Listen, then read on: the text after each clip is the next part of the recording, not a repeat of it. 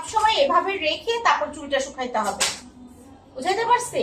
কিংবা এইভাবে রেখে, কখনো চুল কখনো এইভাবে ধরে এমনি এমনি করে শুকাবা না। এমনি এমনি করে শুকালে কি হবে, চুলটা আরো ছড়ায় যাবে, অগুছালো হয়ে যাবে।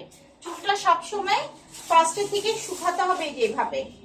এই এটা বেশি নড়ে, এই যে ধরে ধরে হালকা হালকা করে এইভাবে শুকাতে হবে, এবং এটা দিতে হবে কিন্তু এরকম, হ্যাঁ। এবং স্কাল্পে যাতে না লাগে চুলে দিতে হবে। অনেকে চুল শুকানোর সময় দেখা যায় এরকম করে দেয়, স্কাল্পে লেগে যায়, তা না, চুলে এভাবে ধরে ধরে এই যে চুলটা শুকাতে হবে। কথা বুঝছো? বুঝাতে পারছি আমি তোমাকে? আবার বলো, কোনো সমস্যা থাকলে আমাকে বলবা। এই যে ধরো এই চুলটা এভাবে করে এভাবে শুকাবা। এই যে আয়রন মানে ড্রায়ার, হেয়ার ড্রায়ার ধরার নিয়মটা বুঝতে পারছো? হেয়ার ড্রায়ার ধরার নিয়মটা এই যে এইভাবে, কখনো এভাবে না।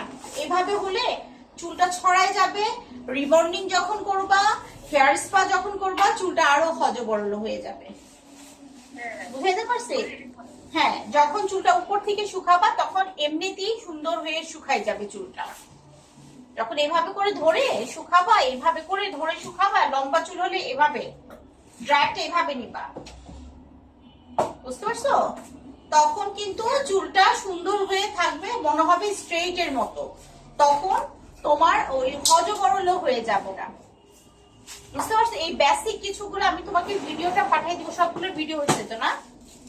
না, শুধু ফেশিয়াল আর এটা আগে তো। হ্যাঁ, এইটাই, এই দুইটাই। আচ্ছা, চুলে